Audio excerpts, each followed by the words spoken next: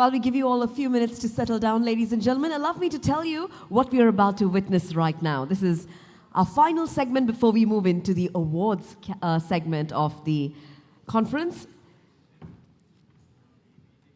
Many of you would have already, of course, been aware of the Best Management Practices Company Awards. And this is a very unique as well as a meaningful edition that is held in conjunction with the CPM International Management Conference. The awards recognize Sri Lankan public and private sector companies and institutions for their organizational growth and success.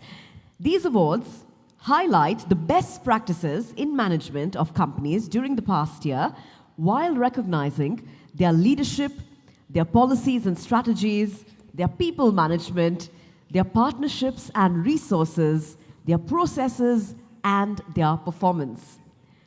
Our awards provide a distinct framework for management teams to revisit as well as to challenge themselves against in their respective companies and institutions. And we hope that the companies who win the awards will use this as a boost to their confidence, and they can proudly then make a professional appearance in the business society and in front of the entire world. What the judges will be looking at is how these companies implement best practices on a day-to-day basis in every department that they're engaged in, and decisions are taken by a judging panel following a very careful evaluation of the company's synopsis as well as the oral presentations that we're about to witness right now. So this afternoon we have with us 5 organizations that have implemented outstanding management practices. They have been shortlisted through a very rigorous process, and they are now about to make their presentation at our conference. Allow me to share with you who our chair and moderator for this segment is. We have the head of the conference technical sessions, who's also the chairman of the panel of judges, and he is Dr. Samantha Ratnayaka. Before I hand over controls to him, let me also once again remind you who our top 5 companies are. These are the top 5 winners in the Best Management Practices Company, and based on their presentations right now, in a few short hours from now, we will all find out which one of them wins bronze, silver, or gold for Best Management Practices in 2023. All right, so our top 5 companies, ladies and gentlemen, in alphabetical order are the following: Ansel Lanka Private Limited, DFCC Bank PLC, Elpitier Plantations PLC, LOLC Finance PLC, and 99X Technology Limited. So with that, while we are waiting for each of them to make their presentations, let me now hand over control to the moderator for this segment, Dr. Samantha Ratnayaka. Let's put our hands together for our moderator. Thank you. So good evening, friends. My task is simple when comparing with what these companies have done. So you have done a fascinating, wonderful job. In fact, I'm not going to take on those details now. So my task is just to be a connector here from one presentation to the other. To set the tone, since I'm going to talk about this best management practices, the whole scenario in the afternoon, so that I'm not going to take those details now. In terms of, apart from what the MC said, look, we are going to see the 5 presentations. So we are eagerly waiting for that, because this is not only just sharing their story, we are learning from each other. So this is what the collaboration, the competition, co-opetition that we are looking for. To make a little bit housekeeping, that each presentation covers 15 minutes. There's a time counter here. So the 5 representatives are here at the same time. They have the total flexibility of inviting another 2 members from the audience. Well, that in case they are taking that 15 minutes and more, I'm compelled to like push them, stop them, that within 15 minutes. But what we are looking at, today, there is no judging process. Today we are witnessing, we want to learn. In that journey, what we are seeing that company in brief, and what was the emerged scenario, 2022 or the back, and in terms of their best practice, what is their chosen practice, and tell that distinctly. And we want to look at how they have executed and got that output and outcome and sustaining for the next level. So you have done a presentation at the competition, say, for 10 minutes, but today you are making 15 minutes because the benefit of the large audience is very high. So that without taking much time, it's time for us to invite the Ansel Lanka to begin the first one.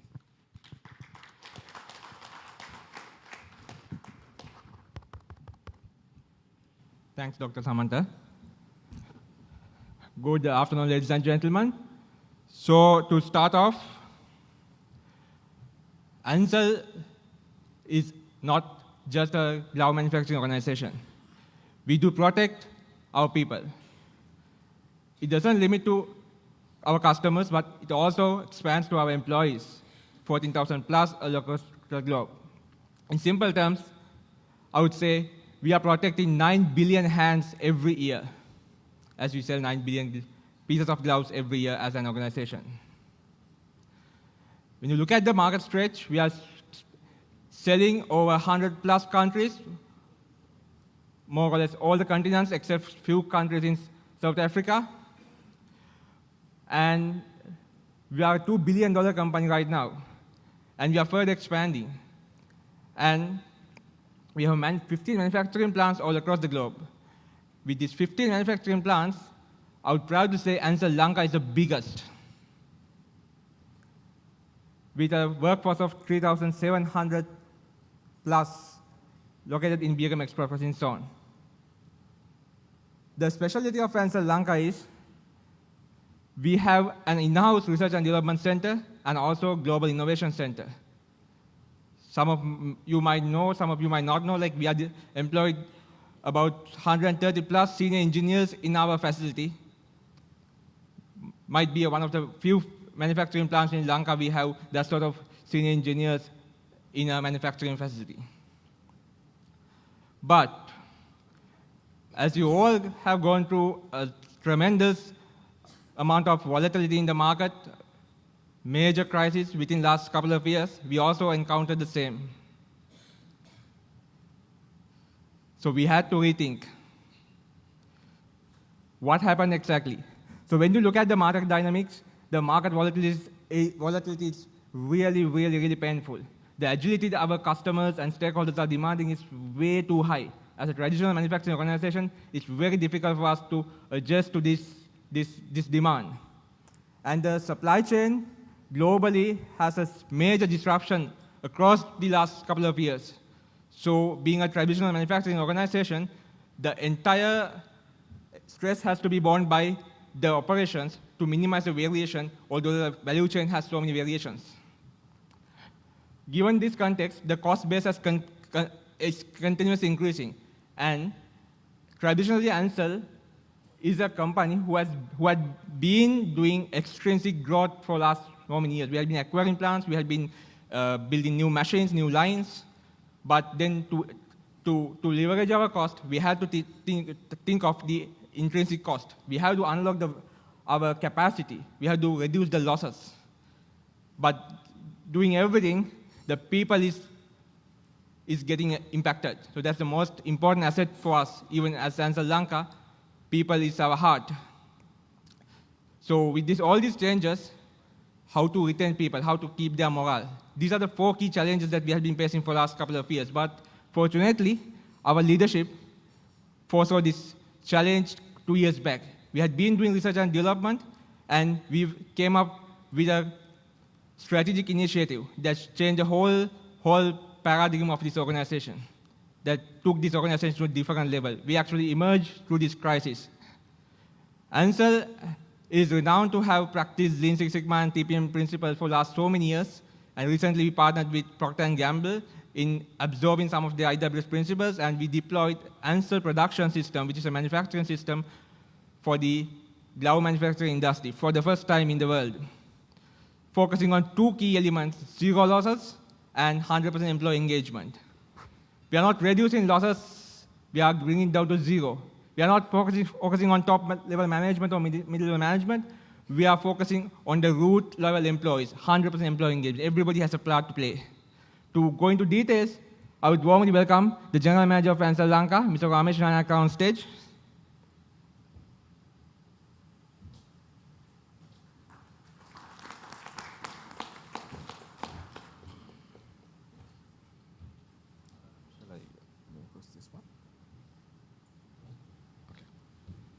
So, as Charit, our senior manager for Lean Six Sigma, and who is now driving the APS production system, clearly briefed why the rationale, why we need to move with this new system. So, very importantly, three key things. We, as a manufacturing organization, we have targets. We are mostly number-driven. But very important thing is how to make sure we consistently perform in our manufacturing lines. And also, we need a structure for organization, manufacturing organization, how employees own the machinery, own the lines, and they are empowered to make to the next step. And also, resource development. We have to have the people, we can't say people to work, as we discussed a moment ago, we have to show them how to do that. So that's where the skill development comes in. So most important thing is how we accelerate our RTT, Run to Target program. So I think we all have a shared vision. We come up with a compelling business need where we want to achieve our lead our manufacturing organization in the next 2 to 3 years, and also cascade the vision to the shop floor level. Everybody understand what it really needs and what their role is. And at the same time, review yearly, quarterly, and recognize them. Because each milestone is important. We don't want to recognize at the end of the year. No, we need to do it monthly, quarterly, and then yearly. And also, data analytics. Because as we discussed a moment ago in the panel, we have a lot of data today. And our machinery will provide a lot of data. Our ERP systems will provide a lot of data. But how frequently we analyze them and make informed decisions. So manufacturing organization, we need that. So we use data analytics to make sure that we day-to-day our operation decisions are based on true data, true facts, so that the decisions are more accurate and more effective. So the other important thing is equipment ownership. So this is a concept that we have heard, perhaps in the manufacturing organization you have heard about it. So, but we want to make sure that every employee, when they own equipment, they are proud of that.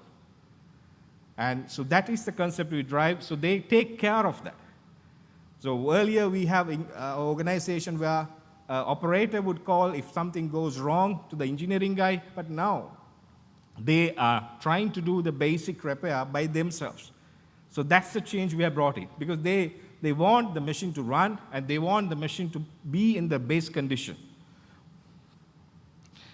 And the most important thing as leaders, we practice servant leadership. So all our leaders, including myself and my manufacturing team, they're on the floor coaching the people. Because we don't want to distinct ourselves because we are managers, they are the person they need to perform the job. No, we need to coach them. So for that, we have step-up cards. We need to learn as well, and we need to coach. So that's the practice that we have. That's we call servant leadership on the floor. And also make sure the employees are owned. They are empowered to make decisions, because we have standardization now in a manufacturing line. If somebody walks, they know that there are center lines, that this machine needs these settings, and it is quite visible on the floor. So you don't need to call that expert guy who comes and fixes and he disappears. No.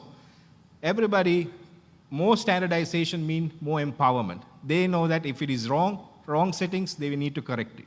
So that's the knowledge that we have shared on the floor. And also redefine the structure, right? The organization structures need to change. And at the same time, promote the continuous improvement ideas on the floor. So with that, we have step-up cards, as I mentioned. Every employee, each level, an operator comes, he can be a level 1, level 2, level. So a succession, a progression path is shown. So he's motivated to learn more and practice, because he will be assessed by coaches who are also on the floor and reward them and recognize them. And at the same time, loss elimination, because earlier, if we plan a production output, if we achieve that, we are happy. But today, even we achieve that number, we relook at how many losses that has happened during that day. we know that machines are not running 100% efficiency. They may be running at 85%, but so 15% is loss. We need to focus on that loss, so that's where we drive the zero loss journey. And at the same time, celebrate the rates. This is sometimes we forget, because we want, if failures happens, we need to recognize them, and at the same time, we learn from them. If we do that only, people will able to try new things and improve, because otherwise they will hide the failures. Eventually, the organization will sometimes may face costly affairs. Yeah. So that is the change we have brought in. The flow, they are very much open to share. If there's someday if the production records are not good, they share that. They learn it. They discuss as a group, and then they find the decisions. So we as coaches, managers, support that process rather than controlling. And at the same time, with all these, we are trying to achieve the agility that is required in this VUCA world. So that is the most important thing, because during the last 2 years with the pandemic, out of the 15 manufacturing sites, I'm proud to say, Sri Lanka manufacturing site, we managed to deliver our targets to our customers. Our customers are NHS UK, health system in USA, Japan, and Australia. So they all wear the products that is manufactured, surgical gloves manufactured in Sri Lanka. So we managed to sustain and deliver the results because we were reliable, and we managed to respond faster, showing our agility as a business. So what are the results? The most important facts, whether this methodology has proved. Here are the results, the impact we have made. 143% MTBF. MTBF means mean time between failures. So that means the mean time between failure has increased, meaning the lines are running consistently without sudden breakdowns. And at the same time, 7% average capacity unlocked. 7% capacity. Imagine if we had invested to create this capacity, it would have been millions of dollars. But because of the efficiency improvement, we have unlocked that capacity within the plant with the same machine through continuous focus management practices. At the same time, 2.3 million incremental revenue per annum based on that additional capacity. We managed to sell those products during the pandemic time. As you know, that there was huge demand. Even last year, we had a good revenue on that. And at the same time, waste savings. And at the same time, 60%. The other important element is while we practice the manufacturing, we also have 60% reduction of waste, means it has enabled us to achieve the zero waste landfill certification. That means 99% of our waste generated in the factory, which is in metric tons, right, on a monthly basis, they have been recycled, redirected, repurposed, so that only 1%, less than 1%, actually goes for landfill. So that's not an easy certificate to achieve, but thanks to this management practices and focus efforts, we managed to achieve that last year, December. And 57% reduction of labor turnover. We also had a challenge of people, come there, work maybe 1 year or maybe months, they leave, but we saw a 57% reduction because they are more engaged on the floor. Right? So these are the evidence for that.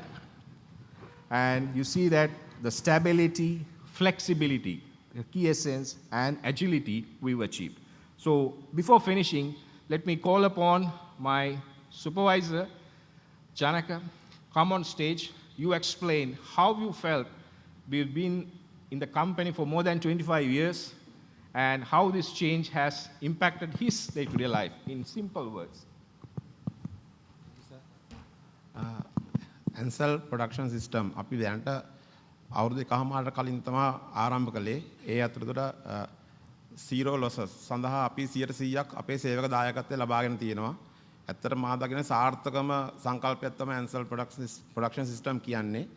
ඉතින් ඒ තුලින් අපි ගොඩාක් සාර්ථක නිෂ්පාදනයක් ලබනවා. ඒතර මගේ අවුරුදු 32ක සේවා කාලයක් තුල ඍණාකල්ප තියෙන සේවක මහතුන් Ansel production system හේතුවෙන් ධනාකල්ප ධනාත්මක සිතන්න පුරුදු කරලා තියෙනවා. ඒකේ ප්‍රතිඵලයක් වශයෙන් අපිට අපේ යන්ත්‍ර වලට equipment ownersලා අපිට හදා ගන්න පුළුවන් වෙලා තියෙනවා. ඉතින් ඒක ඇත්තටම අපි ලැබුණ ලොකු ජයග්‍රහණයක්. මොකද ඒගොල්ලන්ට තමන්ගේ යන්ත්‍රයේ තියෙන දෝෂ ඉක්මනින්ම निराකරණය කර ගන්න ඒගොල්ලන්ටම හැකියාව ලැබිලා තියෙනවා. ඒගොල්ලන්ගේ දැනුම වර්ධනය වෙලා තියෙනවා. ඒකම APS tools පාවිච්චි කරලා අපිට එන losses හඳුනා ගන්න ඒවා ආයෙ නැවත නොවන විදිහට අපිට මේ ක්‍රියා කරන්න පුළුවන් වෙලා තියෙනවා. ඉතින් මම දකින විදිහට answer APS system එක ගොඩාක් සාර්ථක සංකල්පයක් ලෙස භාවිතා කරන්න අපිට හැකියාව ලැබිලා තියෙනවා. ඒ තුලින් අපි හොඳ නිෂ්පාදනයක් ආයතනයට ලබා දෙනවා. ස්තුතියි. Okay, so let's say thank you very much for Answer Lanka for that wonderful display. Thank you very much. Thank you very much. So with that, with the interest of time, I'm not going to explain one by one and taking some insights. We'll move to the manufacturing to the banking sector. So DFCC.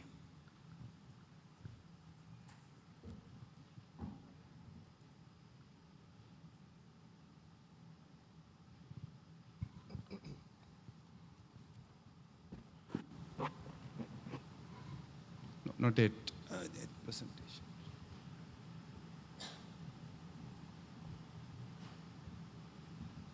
You may begin now. Good afternoon. I'm Nilmini. On behalf of DFCC Bank, I would like to thank CPM for giving us this opportunity to be a part of this conference. My colleagues Sashini and Sonali will join me in making this presentation. May I please call upon...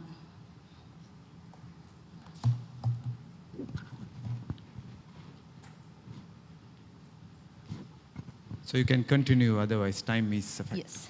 So DFCC Bank was the first development bank in Sri Lanka to support entrepreneurs and carries a reputation of being the preferred lender for green financing and development projects. Today, we are a full-service commercial bank that embraces customer centricity and digitalization, and we engage with customers across a branch network of 139 locations island-wide. In the post-COVID era, the banking industry, like most others, continued to face many challenges. Our core business was impacted. We faced a decline in productivity. Staff motivation and well-being was also affected. Furthermore, we witnessed a diminishing business environment, and consumers struggled to make ends meet due to the rising in cost of living. Amidst the tough environment, DFCC Bank initiated the sustainability strategy with a 10-year plan pegged on the theme of resilience. Resilience, being the cornerstone of our strategy, contributes to sustainable economic growth, promotes positive social and environmental impacts, and facilitates sustainable workplaces and lifestyles. Our sustainability strategy has been aligned with the UN SDGs. We have identified 6 cross-cutting themes to promote our CSR initiatives, which fall under broad areas of education, elderly, emergency relief, entrepreneurship, environment, and exercise. The key enablers that facilitated to roll out the sustainability strategy were collaboration, digitization, empowerment, innovation, and inclusivity. Resources were aligned through the formulation of an executive sustainable management committee, task forces, subcommittees, and sustainability champs across the organization, which also includes board-level representation. Now I call upon my colleague Sachini to continue with the presentation.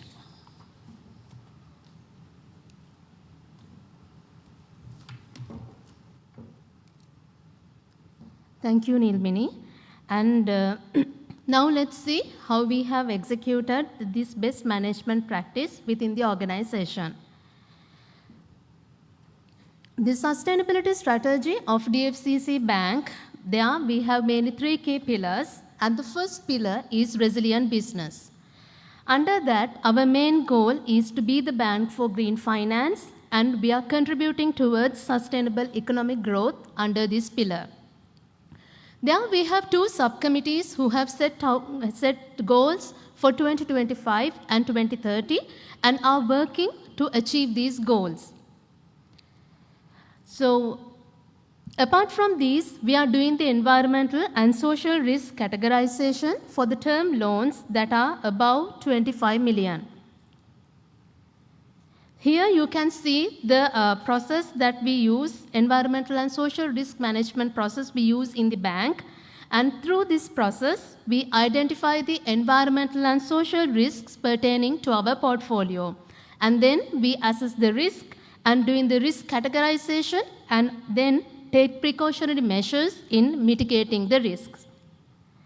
In the next slide, you can see a synopsis of the loans that we have monitored through this system. And currently, we are monitoring over 500 term loans of the bank. Through this process, we are contributing to build resilient business for the betterment of the environment and the society. Moving to the second pillar, which is the impact for resilience. Under this, we are promoting positive social and environmental impact. And our main goal is to be a carbon neutral bank by 2030. There we have two subcommittees who are working on, that is Energy Subcommittee and the Paper Subcommittee. The Energy Committee, they are tracking energy and fuel usage in the branch network through an app, and we use these details for the management decision making. And then we have Paper Subcommittee who have set goals, that is to achieve 100% paperless for internal purposes and 50% paper reduction for external purposes by 2024. Through this process from the Paper Subcommittee, we have initiated paperless business operations and also have converted to e-statements, digital onboarding, and use Google Drives rather than using hard copies. By taking all these measures, we are trying to reduce the impact we have on the environment, and we are trying to reduce the negative impact we have on the society as well. Moving to the third pillar, which is resilient communities, here we are advancing sustainable workplace and lifestyles at DFCC. And our main goal is to achieve sustainable work lifestyles by 2030. We are focusing on giving equal opportunities to our employees and also to increase the women in leadership to 15% by 2025 and to 30% by 2030. And also we are promoting staff and customer well-being initiatives and marching towards to achieve Great Place to Work certification as well. My colleague Sonali will explain more about the initiatives we have done so far under this pillar. Over to you.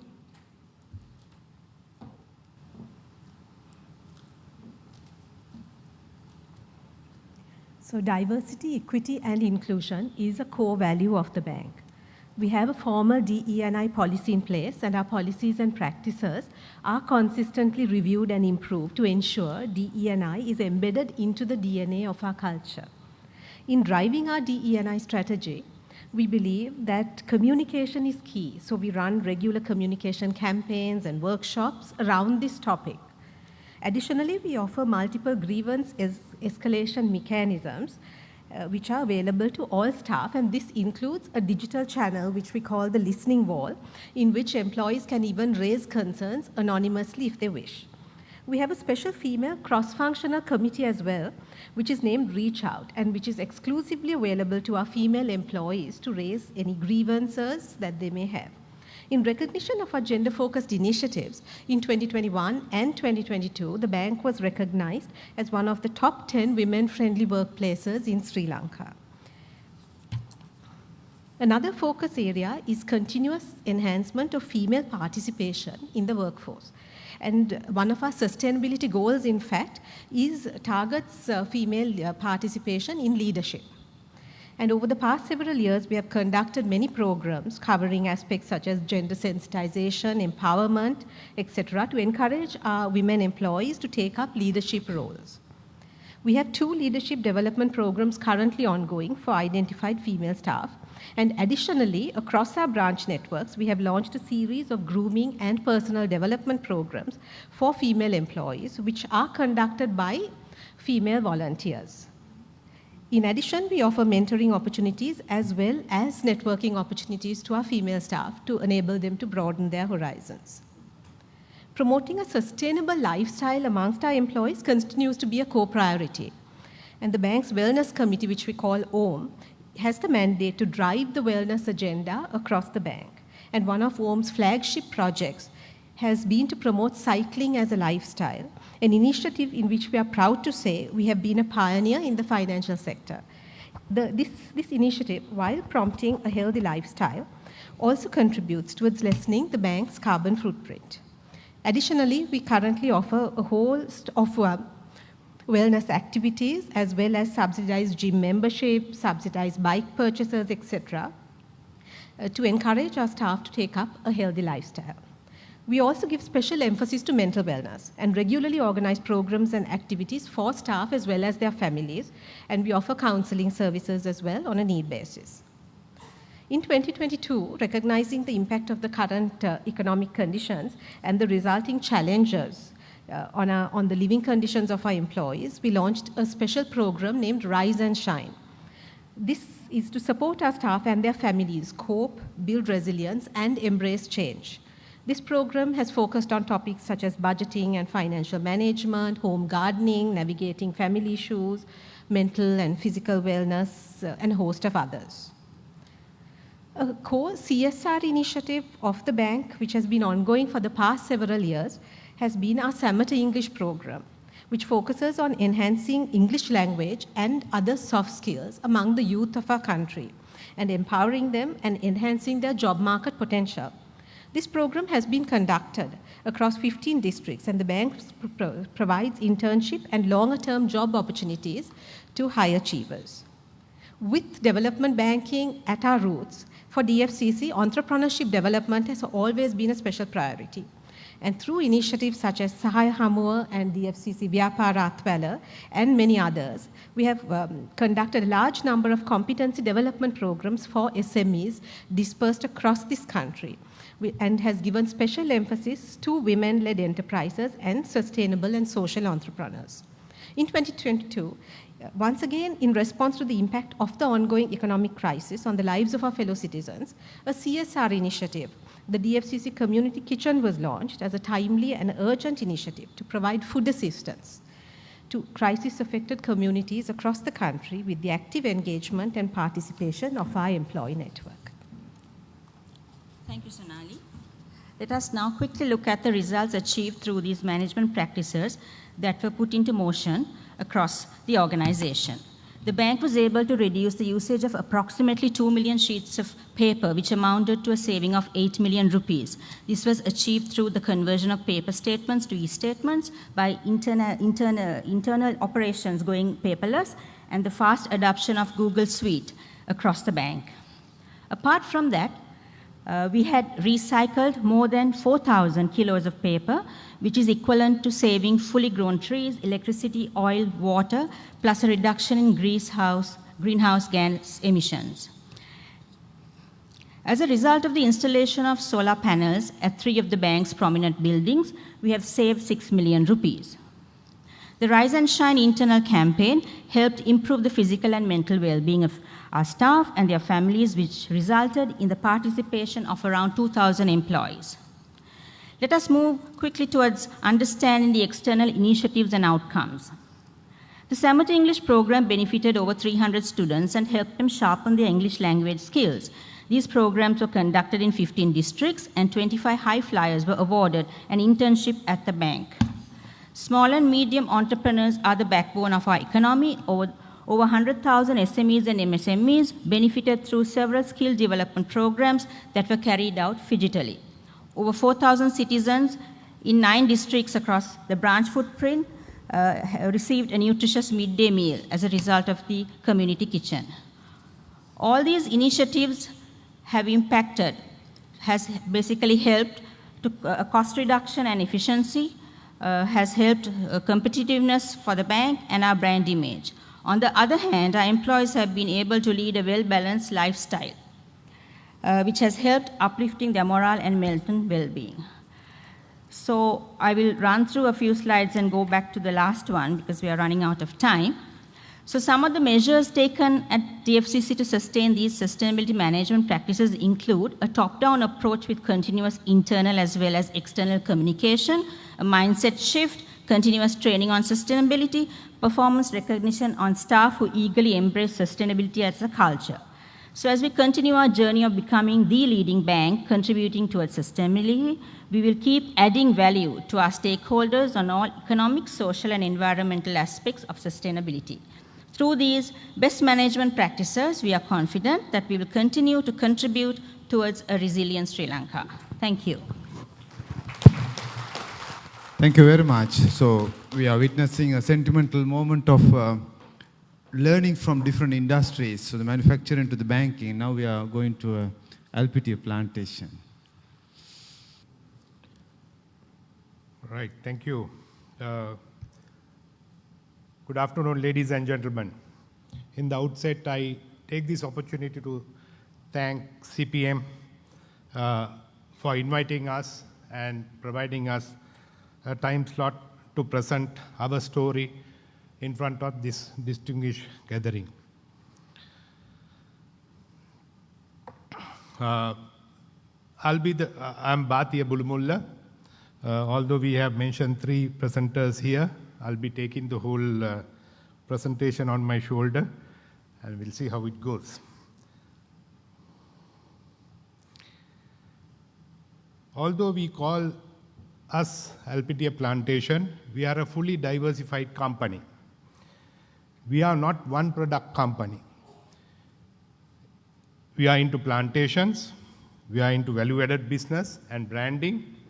We have tea, cinnamon, coffee, soursop, pineapple, whole lot of fruits, fruit range. And we are big in renewable energy. All our factories are under solar. All our bungalows, planters' bungalows are under solar. And all our waterways are under renewable energy. And also the latest, we have moved out of Sri Lanka in retail. We also do grow berries, 4 berries in Sri Lanka for the first time: strawberries, raspberries, blackberries, and blueberries. You all would have seen in the supermarkets a brand called Berry Much, a little bit of marketing. That's our brand. We have a land base of 8,800 hectares, situated in all 3 climatic conditions, in upcountry, mid-country, and low country, where we have over 4,700 employees, and we look after over 30,000 families living on our plantations. Also, we own and run 12 manufacturing facilities. We have tea factories, rubber factories, and cinnamon processing factories.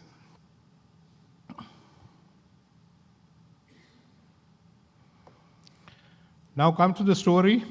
Our story is ready to be ready. We all know during the pandemic time, majority of the companies had to retrench or cut the remunerations of employees just to keep the company floating. We, as a plantation company, highly depending on our capital asset of labor, we took a decision that we should look after the stomach of our workers who are bringing us revenue to the company. We focused on our stakeholders and the entire community living on the plantation.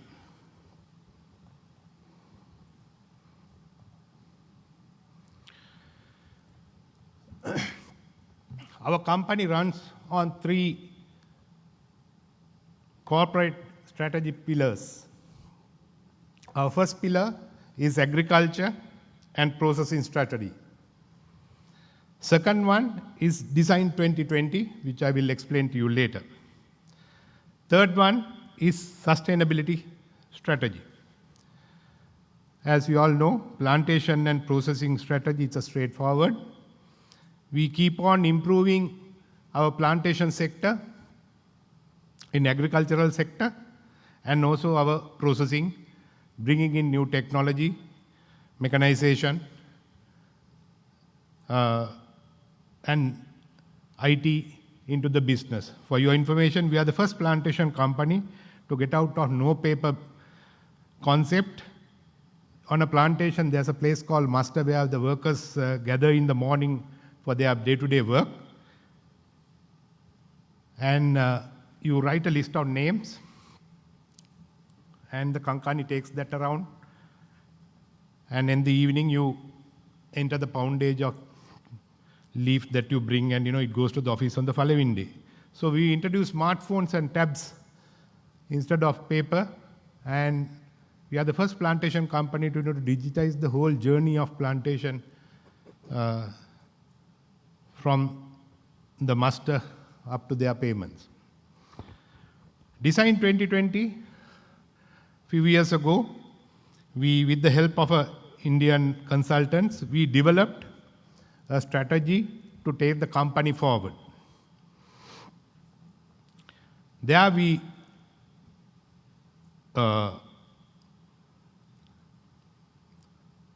decided on three aspects: economic value creation, leadership value creation, and social value creation.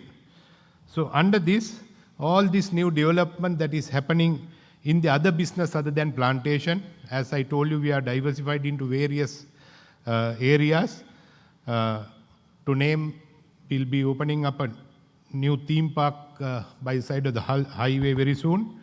So all those things came from this Design 2020 strategy. Our own brains were scratched and new ideas were brought in to take the company forward for the new millennium. There again, we are looking at mergers, acquisitions, and joint ventures, which we have done already for the company. Next is the sustainability strategy, where we practice 6 SDG goals, namely goal number 6, 7, 8, 9, 15, 17. Under this sustainability strategy only, our Ready to Be Ready program was implemented.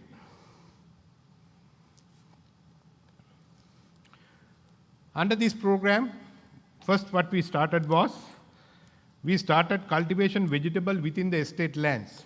There were a lot of youths and estate community who were not employed, and also in the evenings, they were not doing any productive work. So we make use of all those youths and employees to cultivate vegetables in every division of every estate of our company. This drive created us a huge morale booster among our workforce, because the harvest was distributed at the end of the day at no cost to all our workers. We supply the basic materials that is required to cultivate, and the youth and the estate community help from their manpower to bring this exercise to a success. We also started giving a meal to every employee who report for work, including the head office. We felt with all this economic crisis that the country is going through, food is one of the big crises that our workforce, our employees face. So we came forward to give that meal a day to all our employees to have a benefit for them as well as for the company. Then also taking care of the retired workers. all widows, all orphans, and the differently abled children in the company. It's also in this program, we provide them with a food parcel every month to these categories for their survival. We are the first plantation company in Sri Lanka to have a state-of-art retired home for our estate workers. You know where they end up, after they retire, either in one of your houses or my house. But we took a step forward to care for them and to look after them. And we have 40 beds, very nice elders home on an estate called Madakumbura. And every one of us contribute from our salary monthly to run that place. And also, we are one of the few companies who provide incentives to our workers from our profit share. Last year, some estate got over 150,000 per worker as an incentive, which they have never got in their life. For this project, we have spent for distribution of fruit during the pandemic and post-pandemic. We have been distributing food parcels to our workers through cooperative, which we have spent 17 million. And gardening, we have spent 2 million. And the meals, we have spent 21 million up to now.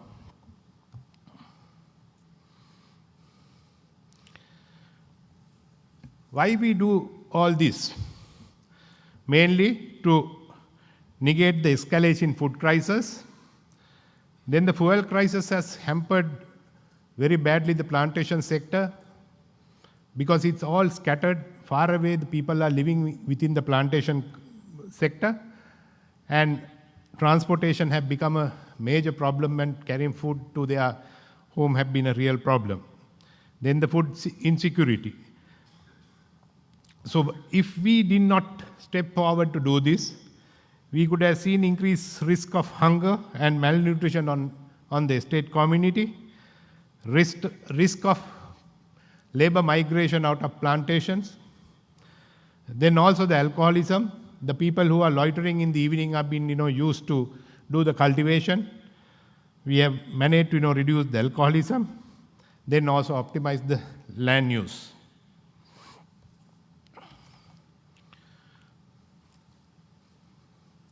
The management practices, why we do is to be self-sufficient in food to our plantation company by cultivating food crops on our plantation. Poverty and hunger elevation among estate communities. This is by establishing of community-led food distribution system. Our final aim to be the role model in economic and social upliftment in plantation sector, promote sustainable agriculture practices within the company. We have already given 115,000 kilograms of vegetable, 60,000 kilos of rice, and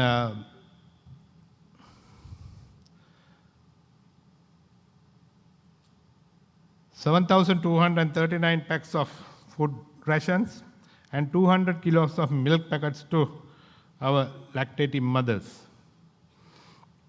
We have seen, due to this exercise, the economic outcomes. Our labor productivity, revenue labor output has gone up, plucking labor output has gone up, and there are so many other crops have gone up, the yields have gone up, and we have seen labor migration is getting reduced day by day. With the exercise, we are also enriching our ecological capital for the long-term sustainability by adding huge quantum of degradable materials like compost, cow dung, and so forth into soils, and also to develop our soils which was 1% carbon content 3 years ago, we have managed to bring that up to 2.7%. In recognition of all this, we were awarded 5 awards this year, at the Best Corporate Citizen Sustainability Award, and also we won the Best Practice Project Award for our best Ready to be Ready project. And also we were recognized as the top 10 corporate citizen in Sri Lanka.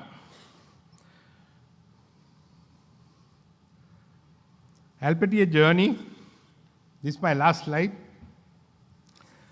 Just to tell a little about the company, we were the last company to privatize. We are only 25 years old.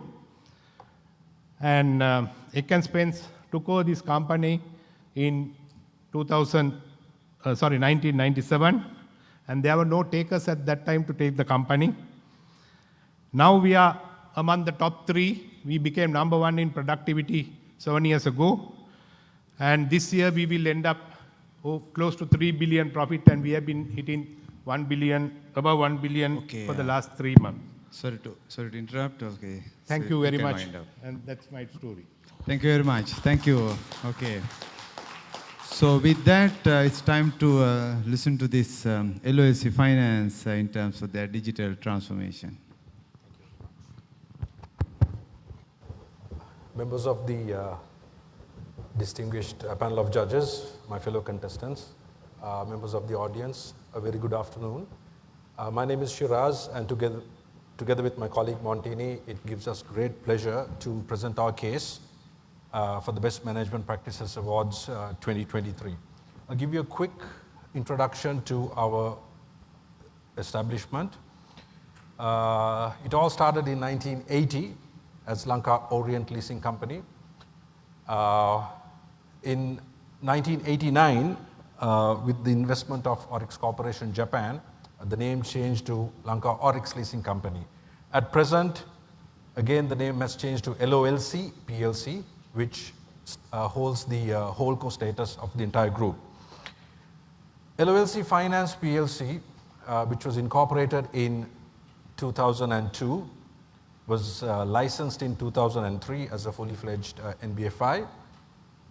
From 2003 up to now, LOLC Finance has significantly changed its course of services offered to the general public.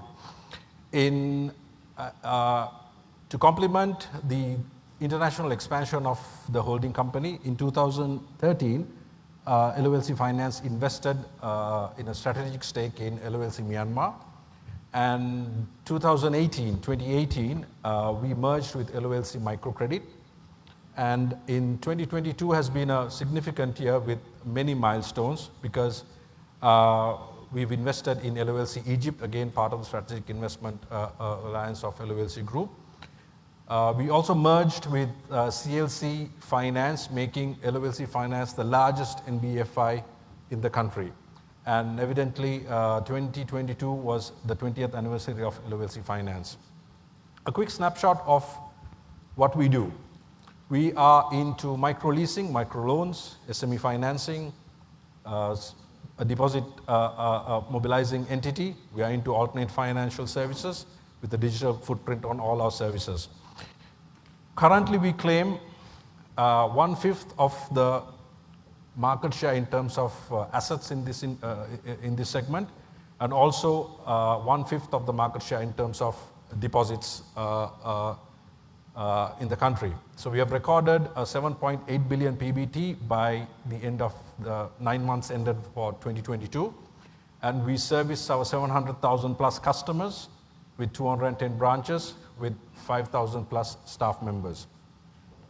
2022 was a strange year, a difficult year, and we have seen quite a number of economic odds. The financial constraints, obviously, everybody knows it, everybody is going through it, and behavioral change not only in the company but also in the human resource. Health and safety was prioritized because of the post-COVID situation that we faced, and remote workplace management was something very new to us.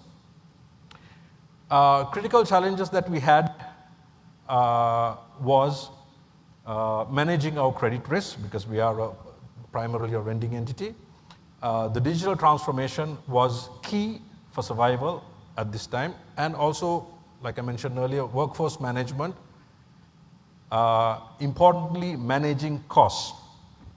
So we had to adapt to change, or we had to close shop.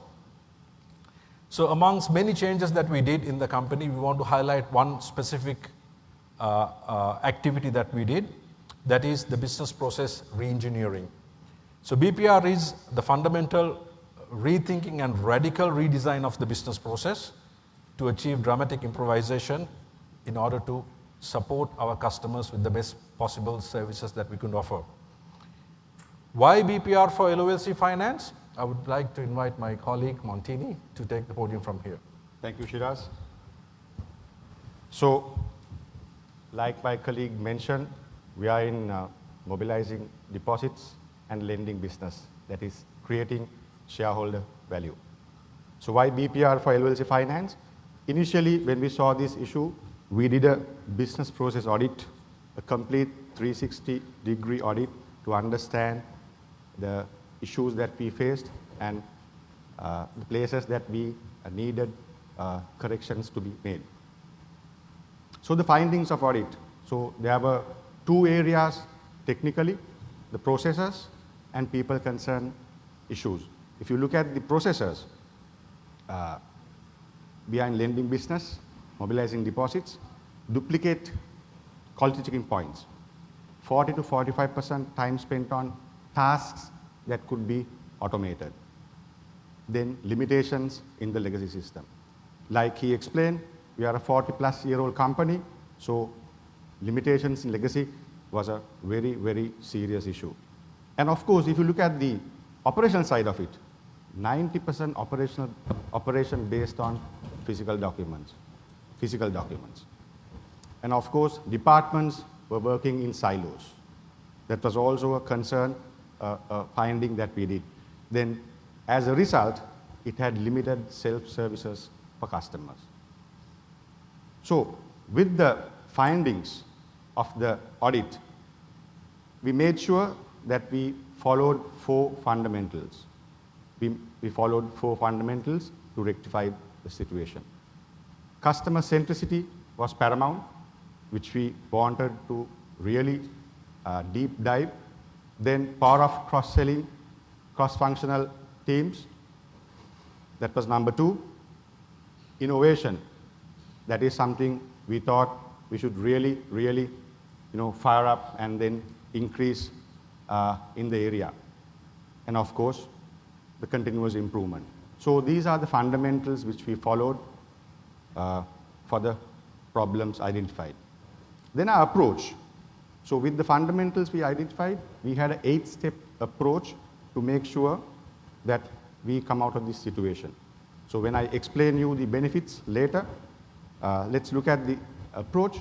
It started from defining the process, analyzing the process, technology utilization,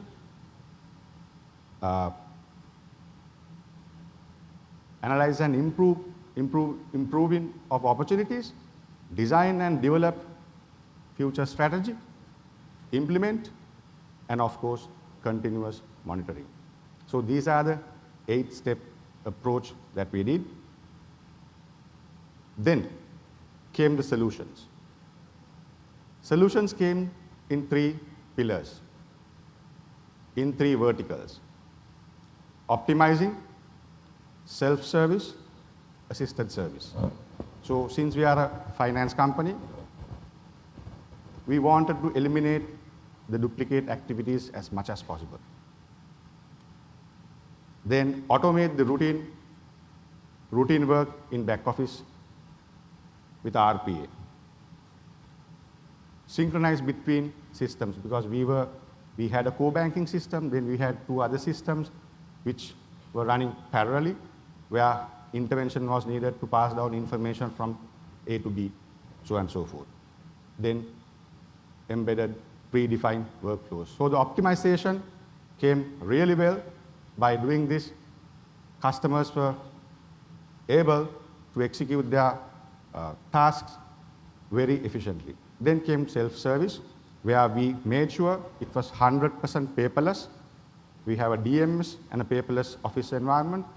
Of course, frictionless delivery, service delivery, and it was available 24/7 to all our customers. Of course, in our business, there is a certain part where we need the assistance of staff, and that is where the assisted services came. Of course, technological assistance to front office staff and customers was given. So while doing this,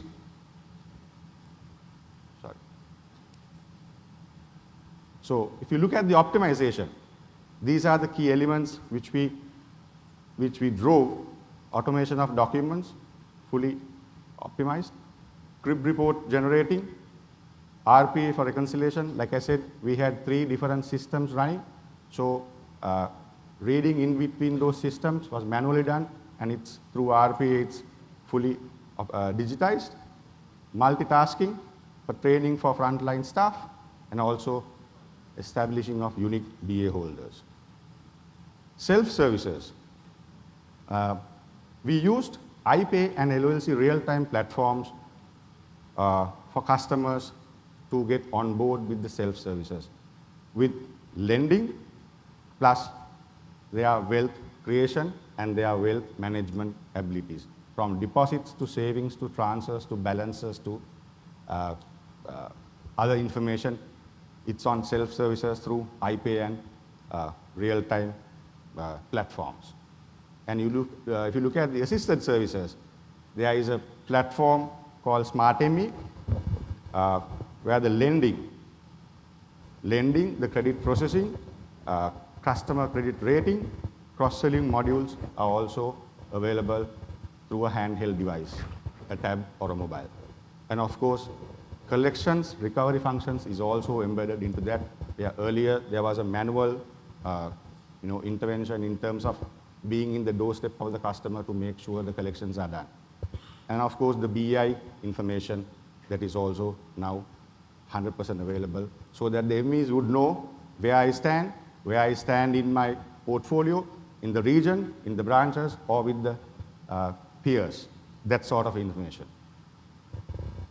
So one interesting point where banking and tech awards, LOLC Finance BPR was identified as the top 6 projects by this banking tech awards, and we are in par with people like JP Morgan, US, then USA companies, a German company, as well as a Philippines company. So this LOLC BPR is still recognized in the top 6 of the innovation for the tech.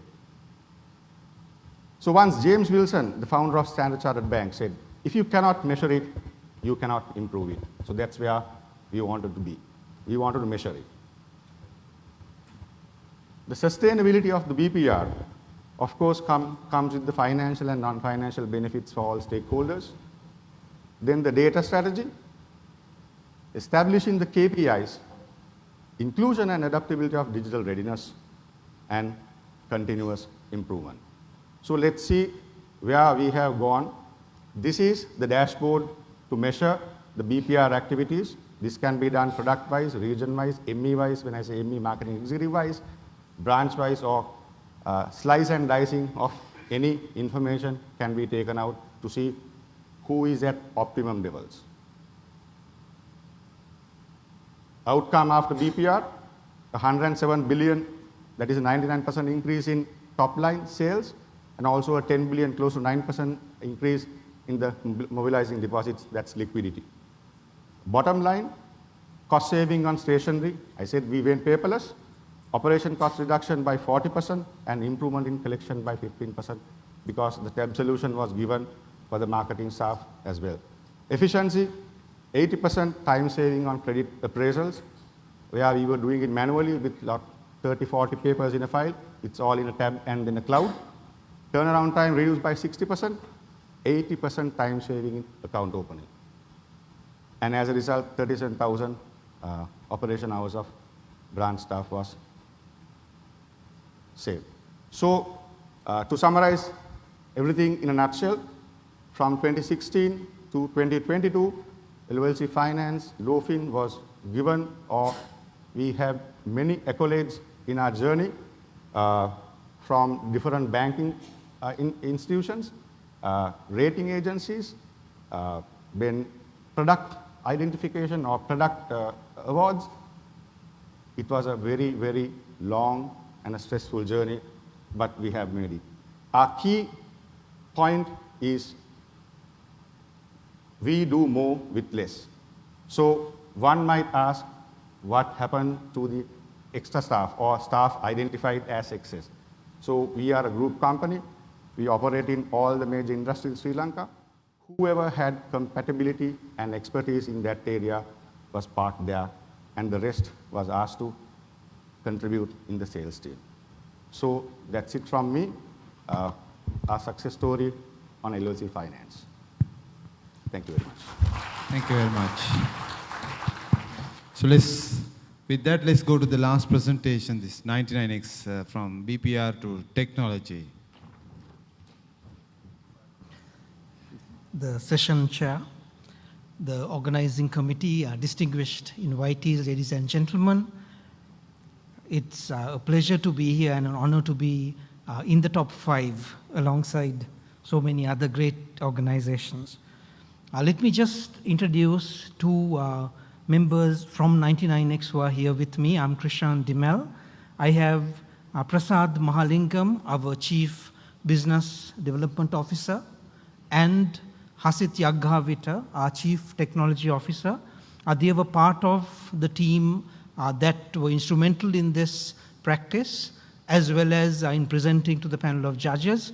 May I just request you to stand and be recognized, please? That's Prasad and Hasit. They have also kindly but very firmly persuaded me to run this session by myself. Some of you know what that feels like. So I tend to hope that we have saved the best for last. So with that, let me move in. So this is about our global sourcing practice. That's what we did. And from a sphere of management, this falls into risk management and the risk mitigation measures, risk responses. That's where it fits in.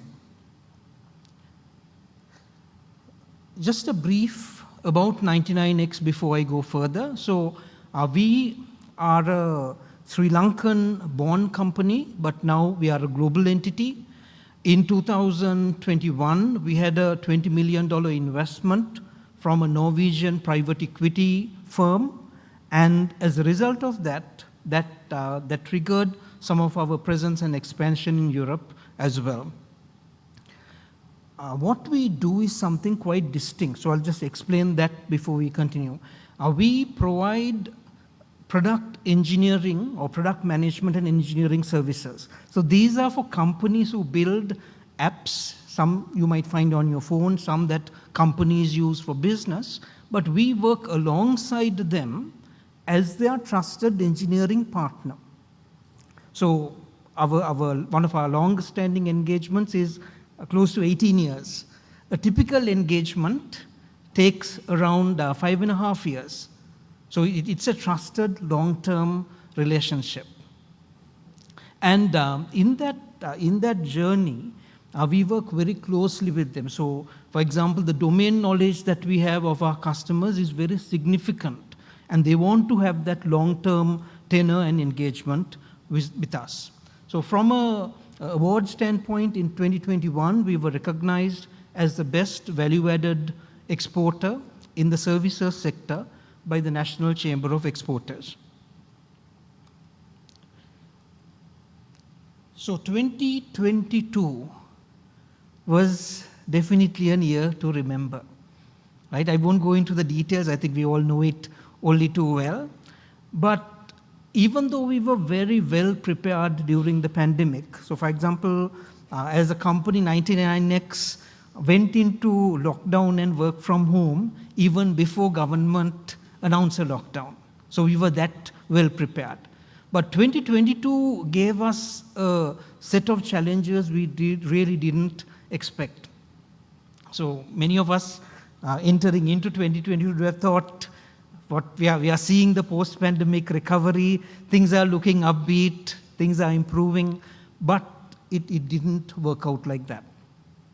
Now, what happened here is, when it comes to our work, our customers were happy, but both our customers and their investors, they had a big red flag about Sri Lanka. So the location risk for Sri Lanka just kept going up and up and up as the media showed what was happening here, as the political unrest became worse and worse. That's what took place. So it was a real desperate need from our customers for a plan B. And the question is, you can't have all your developers, you can't have everyone in Sri Lanka. What should we do? What can we do to de-risk Sri Lanka? That was the challenge that we had. So now we needed to act. So in our responses, we had three things that we looked at. The first was to reduce their risk exposure for Sri Lanka. The second, address the mitigation or address the restriction that we had in terms of growing teams. Because in all of this, the reality of brain drain, of people relocating, all of that was become only too real. So we had to address that. And we also wanted to have a model where people can work remotely should they wish to relocate. Right? So just to make it a bit more interactive, over the past 6 months, you have had someone come to you and say, I don't want to leave the company, but my wife or my husband is leaving. They have got an opportunity either to study or to work overseas, and I need to leave. Quick show of hands has happened? Yes? Okay. That's a reality we all had to deal with, and so did 99X. So how did we respond? So our risk mitigation took many areas, but I'll just touch on 5 of them. The first was we set up a platform that we can use to contractually engage and manage remote workers, because we realize we have to have a proper system in place that addresses the contractual, legal, some of those obligations and the local or the national laws of that country. We needed a platform that supported that. We also invested in sending our own team members to work overseas to firsthand understand what's taking place and what works, what countries work better, what countries we should look at investing in. And our CEO and founder, Mano Sekaram, was very keen on this. He said, look, you can't learn this by just doing desk research. You need to send people out. You need to learn, experiment and see. So we sent people to Dubai, to Malaysia. Teams worked there for a month. They came back and gave their insights. All that was helpful in doing our global sourcing practice. We looked at how do we enter a new geography. Do we enter it with a partner? Do we enter it on our own? Do we just keep remote workers there? We studied some of the factors, and I'll go to that in a bit more detail later on, but we looked at every destination and did a scoring model around that. We also facilitated some of our employees who had to relocate to be able to do that quite conveniently, so they could work from another country. And finally, we also restructured our teams. So earlier, we used to have teams from Sri Lanka. That pretty much was what we staffed our customers with. But now we would have a core team in Sri Lanka, someone from Malaysia, someone from Brazil, or from Thailand, also part of that team as part of this new business offering.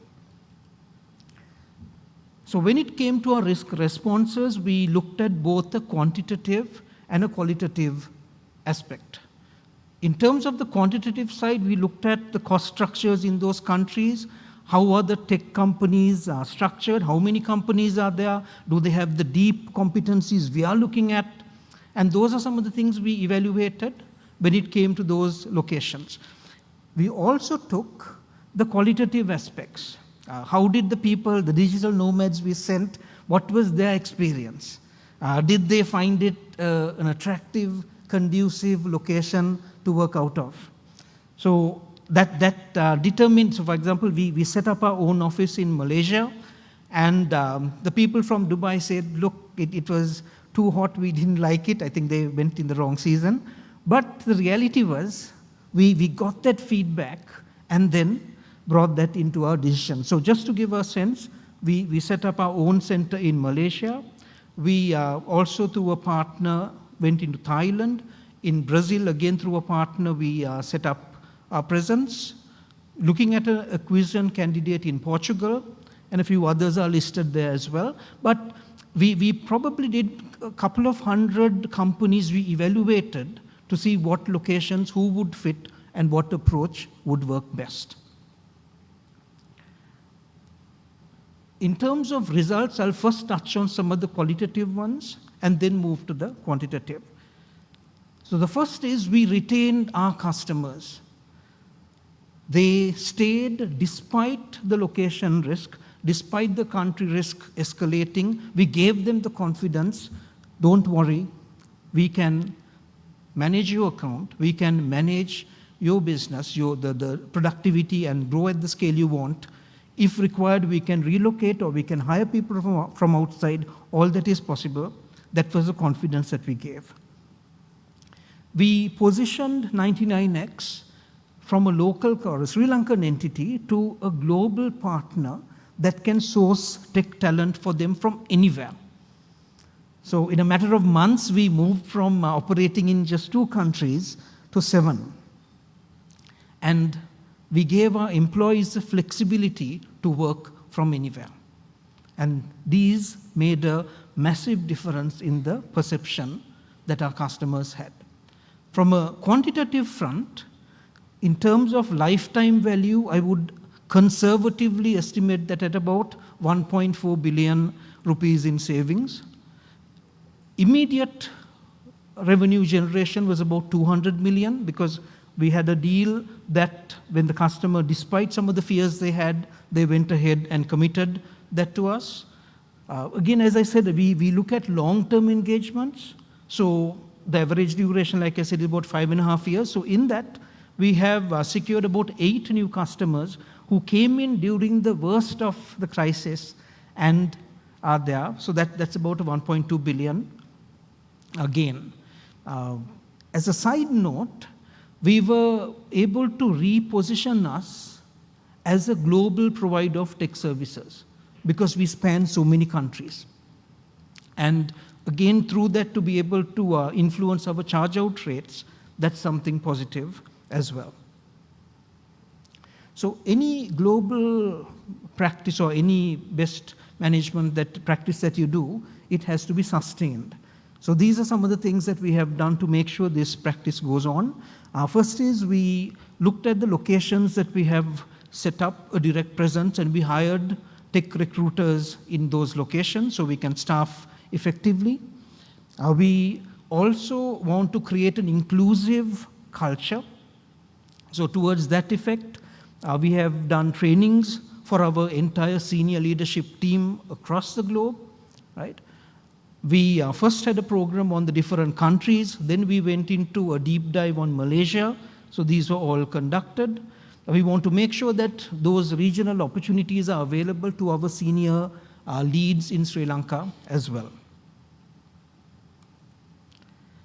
So if I was to leave you with one thought, that is, before the market disrupted us, we chose to disrupt ourselves. And what was at one point a critical business risk was turned into an opportunity for growth. And that's something which I believe is a compelling story and something that I'm very privileged to share with all of you this evening. So we are tech team players, and we are 99X. Thank you.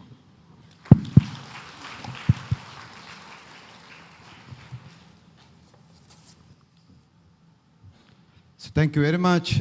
I think all 5 companies deserve another round of applause for their wonderful work. Thank you so much.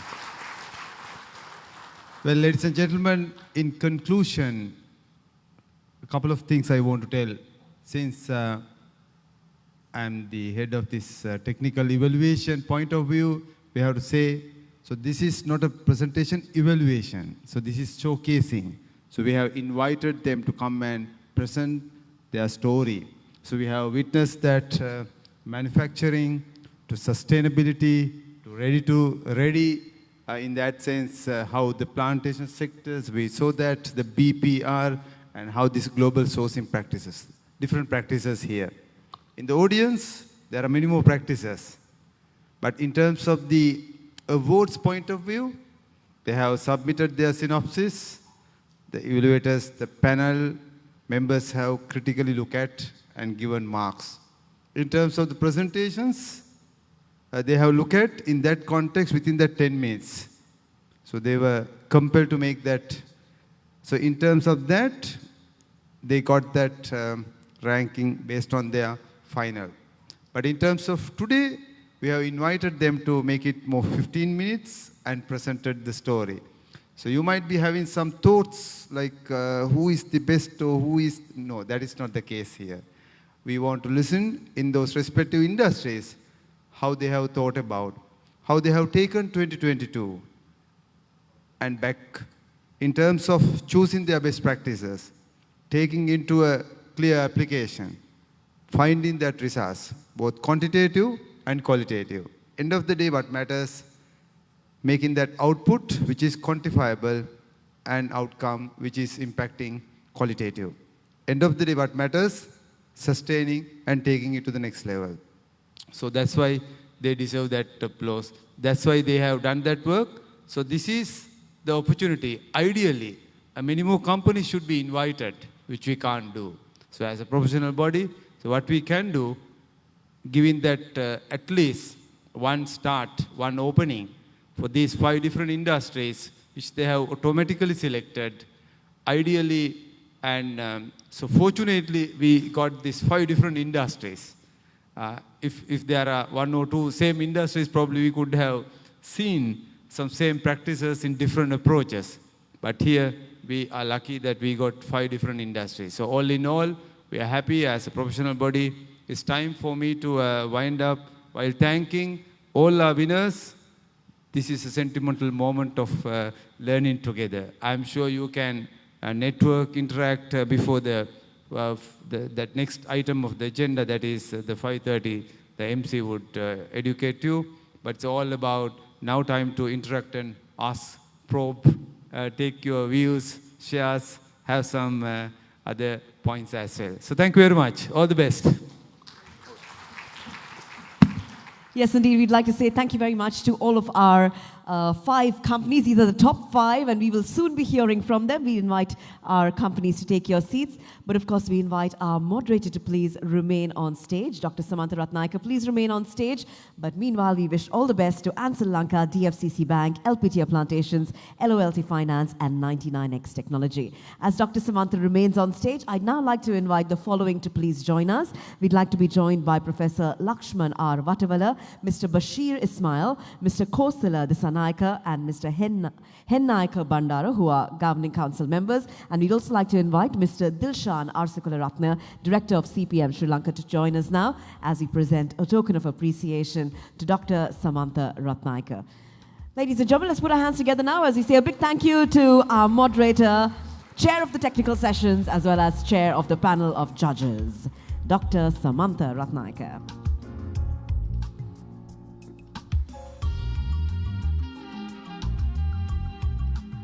So here we have it. Put your hands together one more time, ladies and gentlemen, as we express our gratitude to Dr. Samantha Ratnayaka. On that note, we thank our officials on stage. Thank you very much. You may feel free to take your seats. And meanwhile, ladies and gentlemen, that wraps up our conference segment today. Of course, we do also have a very important part of our day's proceedings to follow in just a short while. We're looking forward to the awards, and I'm sure many of you will be awaiting that as well. As we say thank you to our dignitaries on stage, I'd like to make this announcement that it's now about 10 minutes to 5, and we hope to begin the awards ceremony right here at 5:30 p.m. So those of you who will be staying back, we invite you, please do remain. Till 5:30, of course, we need a little time to rearrange the room and get ready for the award ceremony. So you have time till 5:30 to network and interact with fellow managers from other companies as well. On that note, as we draw to the end of the conference part of our day, I do hope that today's technical sessions has provided each of you with immense insight and great opportunity to elevate your understanding on the most current and pressing issues related to management. I hope it inspires you to reboot as well as reinvent your strategies and practices. And with that, on a very positive note, we hope to see you all back in your seats at 5:30 p.m. for our award ceremony. Thank you very much, ladies and gentlemen, and we'll see you very shortly. Thank you and have a nice time.